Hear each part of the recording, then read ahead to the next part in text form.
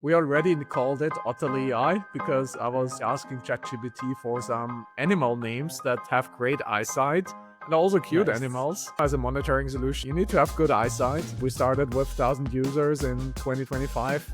We ended 2025 with about 20,000 users on the platform. And the question I receive a lot from brands and marketing teams is my website even relevant in 6 months, right? Is my marketing, as I do marketing right now, even relevant in 6 months or in a year from now? And We all have to change that old phrase of like, where do you see the company in 5 years? Because in 5 years, at this pace, it feels like I have my Apple contact lens and my SpaceX earbud or whatever. Hey, hello. how are we doing? Hi, Carl. Oh, we got the black and we got the AirPod Maxes and On the brand. microphones. Yeah, exactly, on brand. How's the week so far? Busy, sunny, but good. I mean, busy is always good, so I don't want to Yeah. complain. Totally.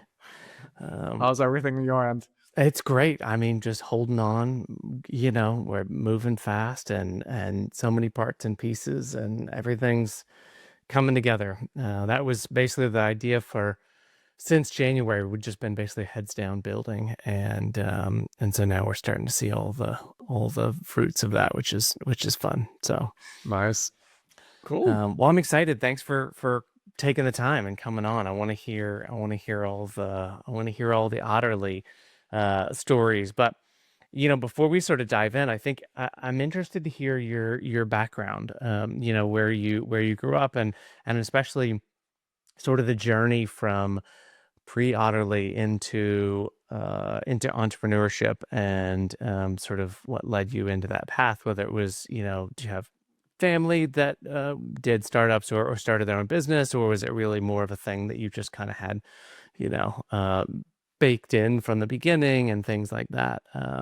If you're good to start with kind of your background and history. Yeah, I mean, where to start, right? Who? So I'm not a, I guess, this typical startup guy who always knew that he wanna start a business eventually at some point.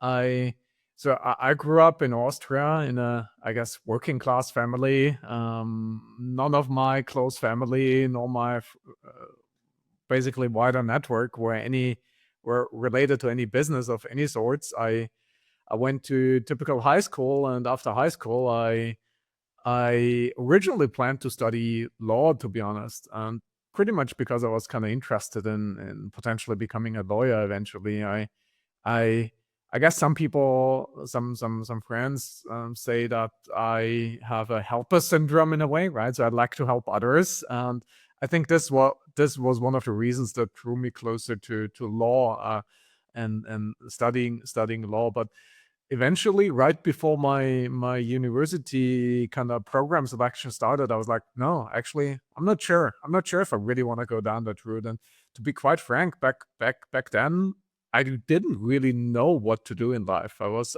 kind of a bit lost after high school. So what do you do when you're lost? You study business. You start Oh yeah, studying economics and business, and that's what I did. And we're talking here 2007, 2008, something like that. And while I was studying business, I wasn't really hooked by any of the different areas, neither finance nor accounting nor marketing back then. I even I still remember, and it's kind of funny looking back now. The first internship offer I received during my uni times was within one of the largest publicly traded companies in a marketing department here in Austria. And I was like, nice. marketing? No, I'm not doing that. I don't want to do Right. marketing. That's not my thing. So I kind of declined that internship offer and did something else. But I guess what starting to pick up on the hobby interest side of things was building websites. I don't even remember why I started it in the first place, but I do remember just for fun back during my study programs, I started building websites, plain HTML, CSS websites, first for fun, and then for after I did it for fun, I showed it a couple of friends, I showed it to some uni colleagues, and they were like, oh, actually, that's interesting, Thomas. Can you build that for my local business? Can you build that for the business I'm working for? And I was like, yeah, sure. I need to make some money to finance my uni time. So Yeah. why not do that? So I just built websites, and I mean, I did it for the money, yes, but I pretty much did it because I really enjoyed doing it. I really enjoyed building websites back then. And because of that, after the first websites were built and were put live, the next question from those business owners most often were, well, we really like the website, but how do we now rank on Google? How do we now make sure that people find our website on Google? And I mean, we're talking 2008, 2009 here. Um, so to be quite frank, I think it wouldn't have if it wouldn't have been that interest, that topic, I probably wouldn't be here today. I wouldn't be here talking about AI search, because this interest in building website, that interest in what then later turned into a search engine optimization, got me my first real job after university. Because I was doing that, I was then writing my uni thesis about search engine optimization, because I wanted to learn more. I wanted to learn more how technically it works and how the whole theory around search engine optimization works. So I did that. I secured, because of that, I got a job offer at a full service marketing agency, and for the next 4 years, I was working as a project manager, as an account manager in that agency, helping them with various digital marketing projects. But quite frankly, that's how it all got started many, many years ago. That's amazing. And I wonder how many both careers and companies were spawned from the same sort of HTML, Mm, CSS3 book. mm. You know what I mean? Like, Yeah. because I was the same. I worked in web hosting, and I was working for Interland, and I was selling web hosting, but I didn't really when I started, I didn't really know much about it. But then I started seeing these companies selling doctors and lawyers and real estate agents websites, for exorbitant amounts of money. And then the dot com, the bubble burst, and I was trying to figure out what I wanted to do, and I overheard someone say, I got to get a website. And I said, I'll build one for you. And they said, how much? And I said, $5,000. And they were like, all right, let's do it. And I'm like, oh, okay, I got to figure out how to do this. But like, it was so interesting how HTML and CSS is that sort of gateway into like how you could sit and just create something, and launch it on the internet. And that's so great. I love that. And interesting to go back to, like, from a business perspective, I still think, it's hopefully it's getting a little bit better, but I think it's still such a disservice going straight from high school to be like, what do you want to do? And you're like, business.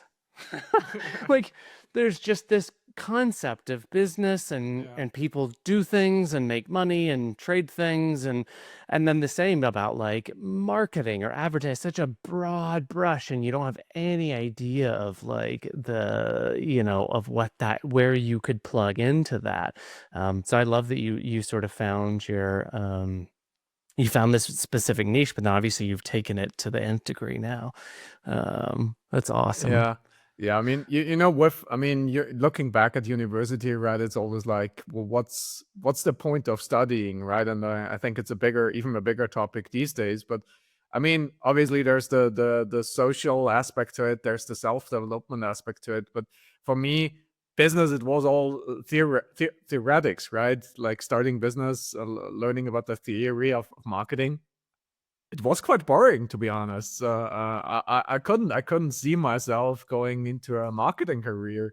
But yeah, to your point, the creative aspect got me hooked. The let's build something got me hooked in the first place. And I mean, even today, I think I've worked for both big and small companies, and what I really enjoy in my current setup is that I'm getting the chance of building, right? Building something and then putting in front of so many people's eyes and getting feedback, be it positive, be it negative. And that's the rewarding part about my job today, I think. But Yeah. yeah, I think marketing is also a lot about building and storytelling. And I think many forget that in a way. Well, and the fusing now, I mean, marketing and storytelling also fused with delivery through tech and the tech implementation of it. So like understanding how that, even if you've got a good story, how you get it out there and how it's and then Exactly. how it's received and how you figure out how to get feedback on it. What was the so you started in that through line, then got you started into a more traditional career in working for what was the sort of job path once you started executing against that through line that you pulled on? Yeah. So started at this agency after my bachelor degree, and I didn't want to go after a master degree right away because I wanted to gain some exposure in real life. So I worked 2 years in a full time project manager position, and it gave me exposure to so many different digital things, like from building websites in Typo 3, back then one of the leading content management systems here in Europe, to running newsletter campaigns for big B2B companies, to running some first social media campaigns for B2C.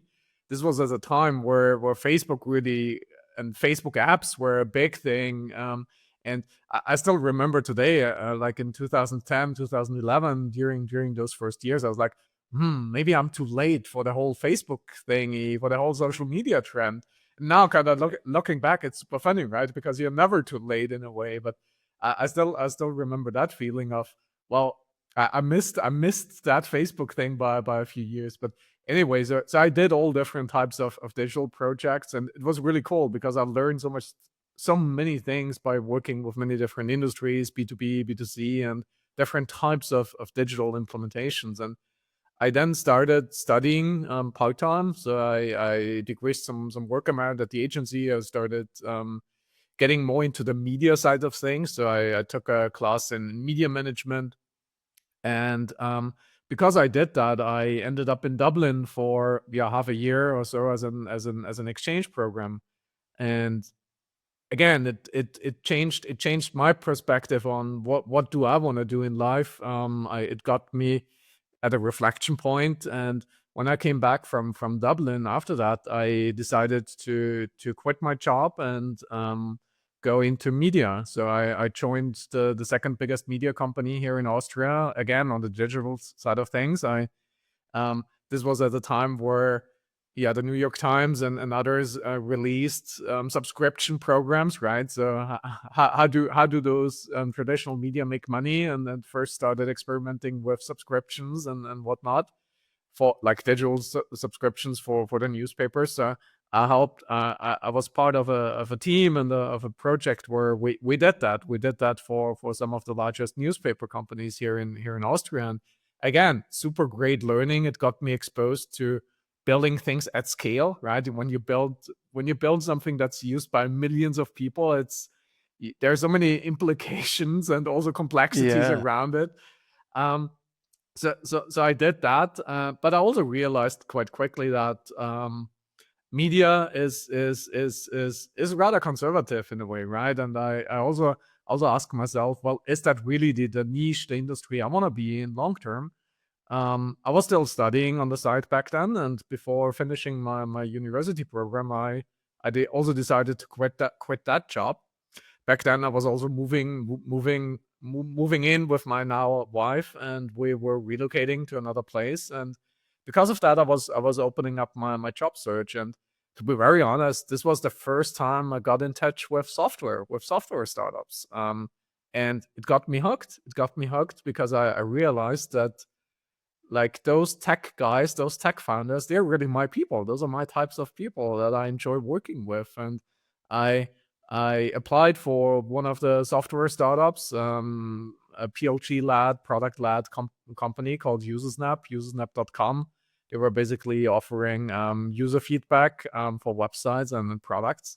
And I joined that little startup as the first marketer. And um, again, I really enjoyed it. Now looking back, it's kind of easy to connect the dots, but back then I was also a hobby blogger. Just on the side, I was blogging. I wrote about stuff that I was interested in, and because I was blogging and I had my SEO experience, I kind of joined this startup with no money. Basically, they had no marketing budget of any sorts, and I was like, well, how can I help that software startup grow? I can help them grow by content and SEO, right? So I basically did content marketing. I wrote tons of content pieces, blog posts. We reworked the website. We did lots of SEO optimization, and that's how we grew. That's how that startup basically grew from 0 to a million ARR in quite a fast time. And it opened up. It blew my mind, quite frankly, because we really had zero marketing budget. It was just me doing content, and we had a couple of developers and tech guys, and I realized the how powerful PLG, how powerful it is to build something for an international scale, for an international audience, and how amazing and fun that is, really, to be honest. That's amazing. And I really like two things that stand out. One is how I always think that from an entrepreneur perspective and startup founders, there's this level of both curiosity and learning, but also this sort of generalist, this drive towards sort of generalism and understanding and gathering all these skills. So you start to think back between your HTML and your CSS and your SEO and how engines work and your product marketing and then your media and then your content writing and how all that sort of starts to culminate. You can almost watch that funnel sort of driving towards, founding and building something, which is cool to see in this journey that you're taking us on. Yeah. No, I think back then I didn't had those labels in a way in my mind. I didn't know that this was content marketing, this was product marketing, right? I was just doing it, I guess, right? And we were just executing it, and we were having fun along the way. And I think what I'm really grateful for is that the founders gave me the freedom to test, the freedom to experiment, right? I was just coming from university, I was finishing my program, and they gave me the chance to build up their inbound funnel. And that's, I think, as I look at marketing now, right?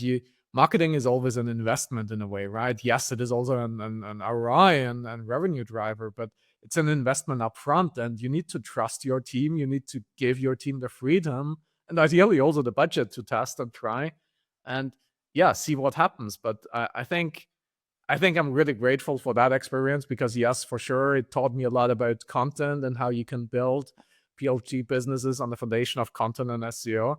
But really, it also gave me some good people skills and some good leadership lessons along the way. I did that for about 4 years. We were able to grow that team and also the business really nicely. And I then, after 4 years, I decided to move on to a company called Dynatrace. Dynatrace back then was pre-IPO.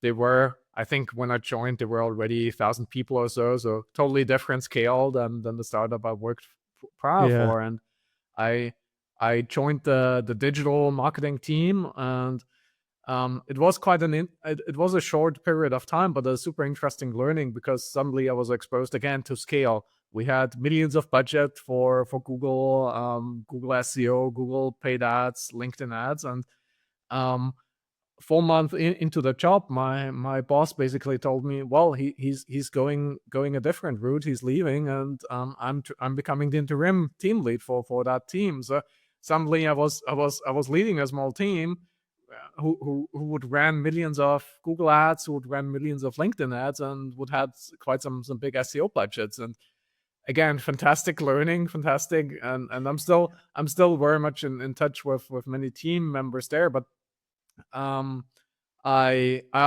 then also, because of that scalability, I also then ask myself, really, and sometimes there are those moments in life where you ask yourself, well, what do we really want to do in life, right? Because I was basically realizing I either stay at that company for a few years, right? I make a career in this big company. We eventually, I mean, the company eventually IPO'd and whatnot. I'll either do that, or I'll go back to square one. I'll go back to one step back and do my own thing. And back then I had a big, I guess my first business, my first business entrepreneurship motivation to do my own thing. So I left the company, and became a freelancer. I went on a freelance route. I called myself CMO as a service. Now everybody is calling themselves fractional CMOs, fractional Right. marketing leaders.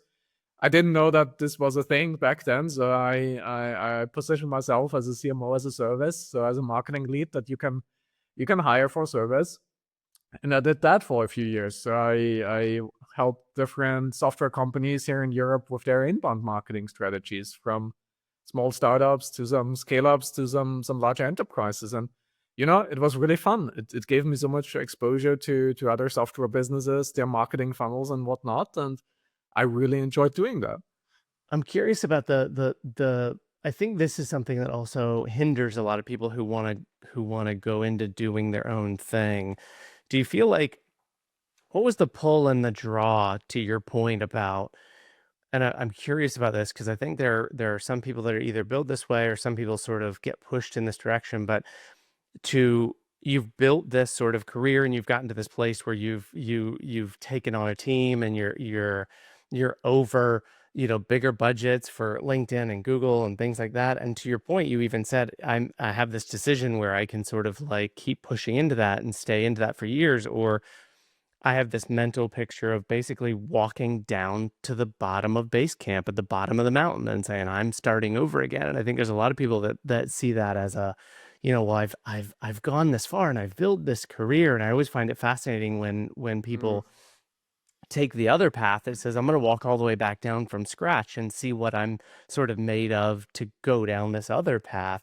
What do you think? Like, what was the decision, or what was the thinking there when you decided to sort of start over from scratch in that way? Yeah, yeah, great. I think it's a great question and a great topic. I think for me, I think I realized back then that I don't care about job titles. I really don't. I don't care about job titles. I don't care if I manage big budgets or small budgets. At the end of the day, it's just numbers in some spreadsheets and numbers in some activities. But I learned, I think what I learned back then about myself is that I don't care about those things. And I pretty much cared about learning. I think for me, it's all, I'm driven by how much do I learn in a particular role in a particular company about a certain area, either about my leadership skills, how can I do better as a leader, how can I do better in this particular area of marketing, of the different marketing disciplines. And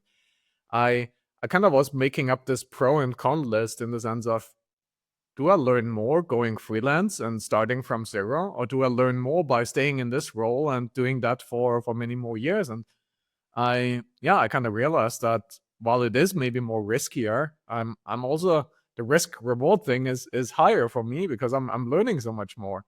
And at the same time, I also have to admit I'm rather risk averse in the sense of, I didn't just quit my job and then went all in on this freelance thing. I was building this up on the side, right? I mean, I had this agreement where I could take on small side projects. I did for a few years. I even got invited to some universities to do some workshops, to do some talks and whatnot, right? So it gave me exposure. It gave me the relationship with people. So I knew when I started my freelance business, I knew I'm not starting really from blank, right? I had my network, I had a couple of projects, so I was like, well, those projects, they sustain me for a while, right? And in the worst case, yeah, maybe I need to look for a job in a year, but then I've learned something in the last year, and I'm grateful for that. So that was kind of really the thinking of me starting and going down that freelance route. I love that. I can remember very specifically a moment in my career where that happened, where I had started at a company. And in a 2-year period, I had gone from project manager to sort of overseeing operations for an 80-person a division of a larger organization. And but I got to a point where I could feel that this was now turning into one of those sort of corporate type things where it's like I wasn't learning anymore as fast, and I just had to kinda hang out for a couple of years before I could get another title, and so I left, and I remember interfacing with this person who had been at that company for a long time, and it was like, "Oh, how long had you been here?" And I was like, "Oh, this was my 2nd year." And they were sorta like, "Poof," like, you know you gotta really hang out for another 5 or 6 years, and then you could make this sort of like, executive director type role. And I thought in the back of my head, that sounds terrible because I don't like what I don't want that title. What I want to do is like, I want every day and every week to look back, boy, I'm just getting pushed to the limit and I'm learning so much and I'm just absorbing. And if I'm not doing that, I don't, I really don't want to fast forward my life to that executive director title or whatever and say, well, I got that.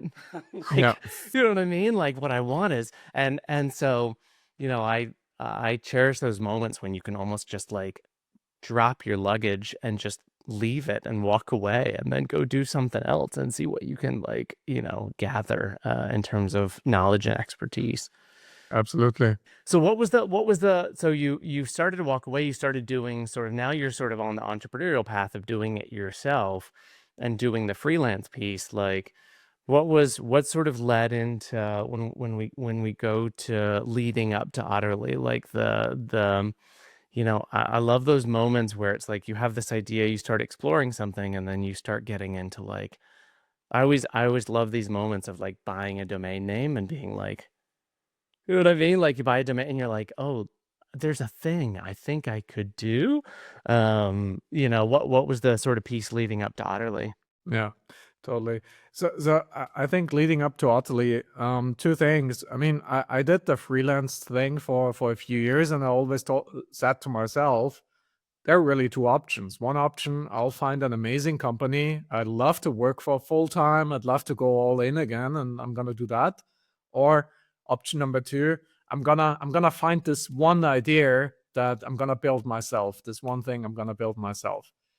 You know, what happened next was option number one. I ran into an amazing founder called Dominic, who started a company called Otterly. Not Otterly, sorry, who started Storyblock in Oh yeah, 2017. I met him in 2019, 2020, and we started working together in 2020. He basically approached me back then, and he was like, "Thomas, I need someone who can help me build out my marketing team." Storyblock is a headless content management system.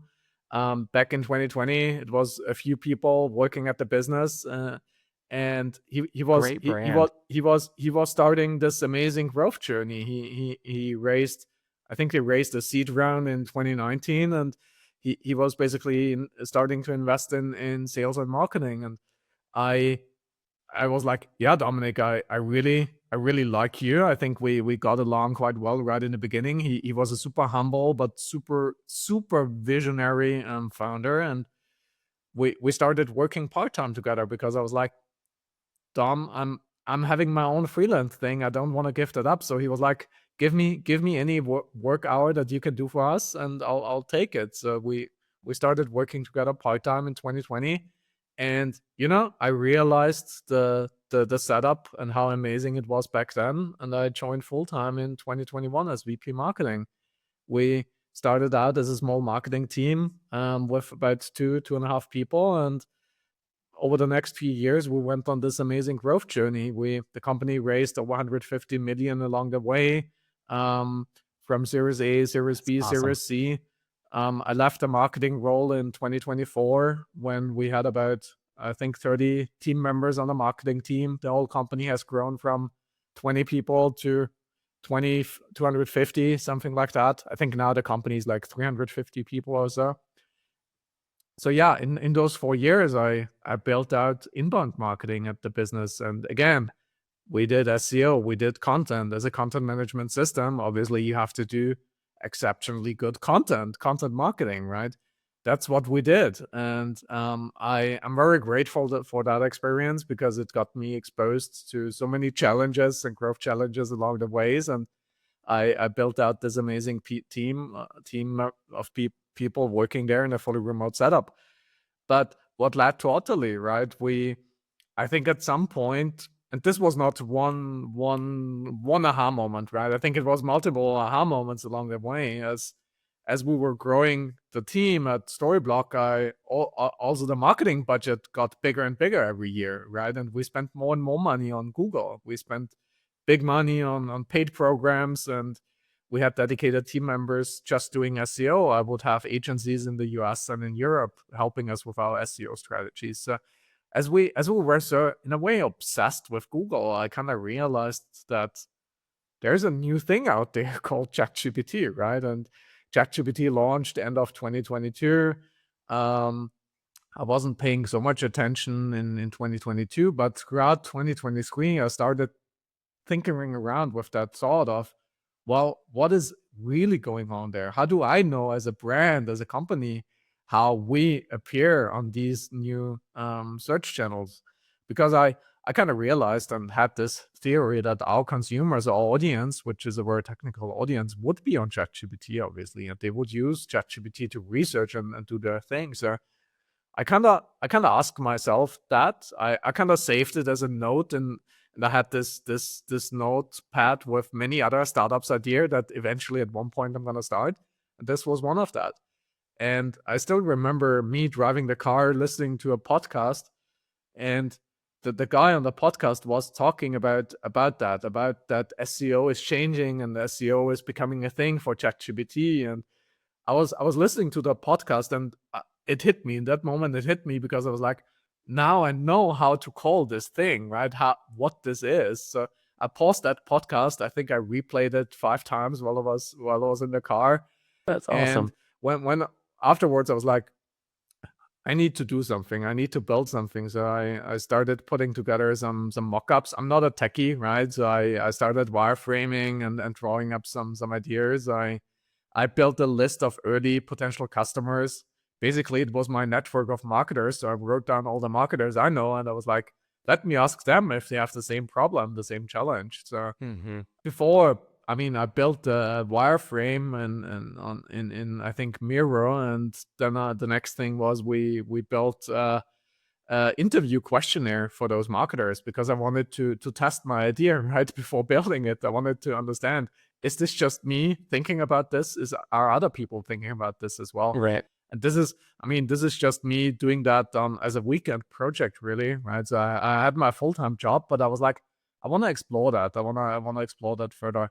So I think by end of 2023, I was slowly building this mock-up. I was slowly building my interview list, and by early 2024, I started reaching out to people, and I basically asked them, "Hey, is that a problem you also see in your marketing area?" And everybody was like, "Oh, that's an interesting problem. You're kind of right, Thomas, but we never really asked ourselves if that's a real problem we have." Well, and you were early too because it was mid to late 24 before really ChatGPT sort of got into the zeitgeist and that people were talking about it. So Yeah. you were almost 2 or 3 quarters early in thinking this is where the conversation's going to go. Yeah. I mean, now looking back, I think I thought too long about the whole thing, right? Between 23, 24, a lot has happened. But yeah, I think in 2024, I got some first feedback, and people were like, yeah, we would explore such a product. We would be interested in such a product. So I actually teamed up with my now co-founders, Joseph and Klaus, which I both know from my very first software startup. The funny story there is that Joseph, who's now our tech product leader and tech leader, was back then my boss, right? So he was my boss at my very first SaaS startup, and I teamed up with them because they sold their last software company, they exited, and I knew he might have a bit of time to help me out on that. So we started talking. We started talking and brainstorming, and long story short, it took us until April 2024. So by April, we were like, we need to ship something, right? We need to we spent too much time thinking about the problem, talking to users. Users kind of confirmed the challenge, but they had really no idea how to describe the challenge and the problems. We're like, let's just put something on Product Hunt. Let's just launch. Let's just do it.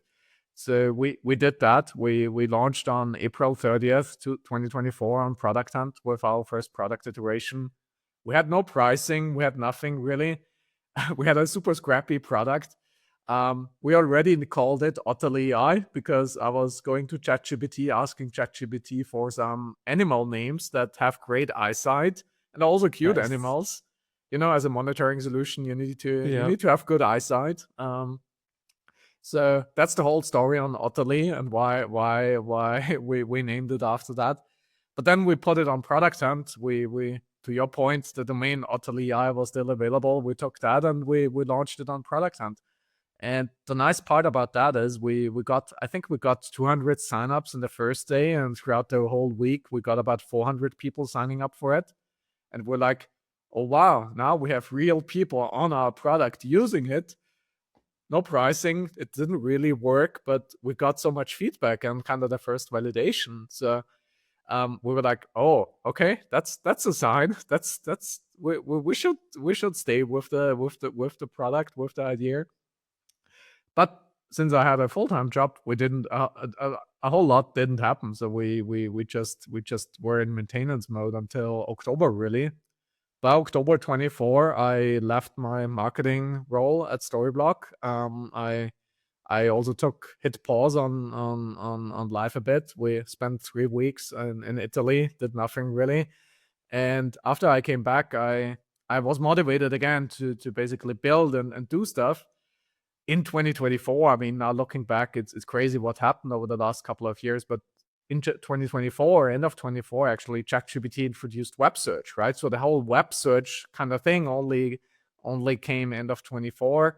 And also Google introduced Google AI Overviews mid 24, and then gradually rolled it out amongst many different countries in 2024. So by the end of 2024, we started to gather interest from people who wanted to understand how AI overviews are really doing and performing and helping or not helping them in their organic data.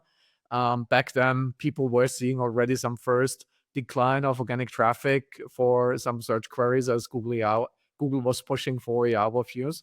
And at the same time, people started noticing ChatGPT with ChatGPT search. So long story short, we rebuilt the whole platform in October. We launched it in November. And I think we got our first paying customer end of November, early December, something like that in 2024. And we were like, oh, finally, after a year, we got our first paying customer.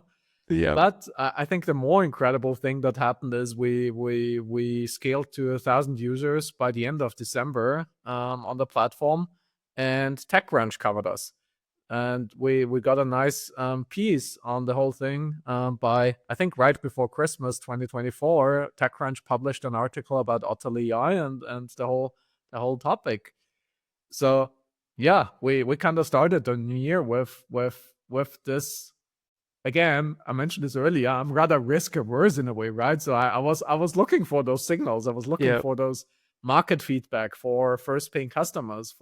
I mean, it had to take me a TechCrunch article to basically tell me I need to do this full time. I need to go all in on that. So that's what we did beginning of last year. So beginning of 2025, we were Joseph, Klaus, myself, we were getting together and we're like, this is a proper business. This is gonna be big. So we have to do something and we have to go all in. So we did that. We started the business. We actually the company Otterly AI was formed in March 2025, and we went all in. And it's now looking back, it's crazy, right? Because we started with 1,000 users in 2025. We ended 2025 with about 20,000 users on the platform. That's And amazing. yeah, I mean, the rest is history in a way. We've grown to a team of 17, 18 people full time at the company. We didn't take any VC money. And yeah, I'm proud that we did it in this sustainable, organic way. And yeah, now looking back, I'm incredibly grateful for what already has happened. But I can't wait for the next years to come because it's gonna be fun. That's awesome. Oh my gosh, that's the best story. I love that. What do you see for, into the future, 6 months, I know it's hard to, I think we all have to change that old phrase of like, where do you see the company in 5 years? Because in 5 years at this pace, it feels like, I'll have my Apple contact lens and my SpaceX earbud or whatever, but like, where do you see the evolution over the next, say, 6 months to a year for Otterly? Yeah, I mean, it's incredible, right? How what's happening in the whole AI space in general right now. I think the last 3 months really have been crazy and have been February such. 4th, Opus, right? From Yeah. that point forward was like, forget about it. OpenClaw, the whole OpenClaw thing, the Oh, whole yeah. the whole cloud co-work thing, cloud code. I mean, it's crazy, right? So next, I'm really bad with predictions. I'm most always understating things, but I mean, I think AI. I try to see AI positively in the sense of AI is going to be this big enabler for marketing teams, right? And I I look at this in the sense of we're still so early in this whole AI game, and it's gonna be massive. It's gonna be massive. And the question I receive a lot from brands and marketing teams is, Thomas, is my website even relevant in 6 months? Right? Is my marketing as I all do marketing right now even relevant in 6 months or in a year from now? And um, I always mention two things. I really believe there is a role, like there will be marketing managers, marketing people working in businesses, obsessing over the creative side of things, the storytelling side of things, and then there will be technical marketers doing technical things, being implementing agents and whatnot. But one, I do believe that marketing is evolving for sure, but has a big role also in the future. And second, I also believe that websites are not going away, right? Um, I do think we need to change maybe some way how we do content, how we do websites these days, but it will be still a thing in 6 months, in a year, in 2 years. What do I mean by that? When I look at the traction of our own website, for example, right now we see that about 15% of total traffic is coming from agents, from AI bots. So Hmm. 15%, and I think it's a big number. It was basically zero 6 months ago, right? It is 15% of all users are agents. Be it the ChatGPT agents, be it the cloud agents and whatnot, coming to our website, engaging with our website content. So we as marketers, we have to think about the technical aspects. How can we open up our websites for those agents in order to consume our content, engage with our content, perform a conversion, right? I mean, we operate in software businesses where agents are able to sign up for our product, test the product, set up an account, and then at some point a human being takes over eventually. But at the end of the day, we have to think about those agents as personas. We have to provide content and content experiences that they can crawl, they can engage with, and at the end of the day, it's a new user funnel we are building out here. But the foundation is and always will be great content and will be a great tech setup in the first place that allows those agents to engage with our content. So long story short, I think in 6 months, I don't know, maybe it's 50-50, right? 50% of traffic coming from agents. I think every Hmm. industry will see different numbers and different speed to those numbers. But um, I truly believe that and this is a subjective opinion, I as Thomas, I still love to browse the internet, right? I also think in a Hmm. year from now, I will engage with my smartphone, with my computer to browse the internet. I'm a hobby runner. I enjoy looking for running products, for running shoes, right? I'd love to geek out about that. I don't want to outsource everything in that user journey to a bot, to an agent. Maybe there are other parts in my life where I'm less passionate about that I can outsource. I want to outsource to an agent, but there will in some form or another. I would like to stay engaged for some parts more, for other parts less, as a human being. That's the thesis from a stackless perspective. Two things. One, I think the website will die in the traditional sense of home, about us, contact us. These large, just sort of chunks of brochure text, versus the stackless hub built in such a way that it imagine atomizing all of your brand content into the little pieces and basically giving AI a sort of mall directory saying, let me show you where everything is. I can show you where the LinkedIn content is. I can show you where the YouTube content is, and being able to sort of give this blueprint for all brand content versus relying on you've got a large brochure website, but then you're kind of relying on the AI agents to go to LinkedIn, then to go to YouTube, then to go to TikTok to like see what you're up to, that you're aggregating it in this front door. And that hub is the front door for a person or a brand or a company. And then to your point, I think Stacklist also evolves into, and this is where we're positioning, is evolves into the social curation network, that you're not browsing websites like you want to look at running gear. You don't go to running.com and then you also go to amazon.com and then you also go to, what you do is you sort of browse this curated network of people that you know that are also into running, and you see what they save from different places. And the AI that powers Stacklist or your own basically can traverse that little network and go, let me see what's out there in your network that people have saved that are running gear or running podcasts lately, versus you just going to Google and going, okay, what website should I start looking at? And so this idea of the 10 blue links going away, but we're all sort of connected in this atomic molecular structure. And that is what the idea of the evolution of content with Stackless powering it is. So that's where I want to sort of like, Yeah. that's where I want Uh, to own in enabling that for everybody.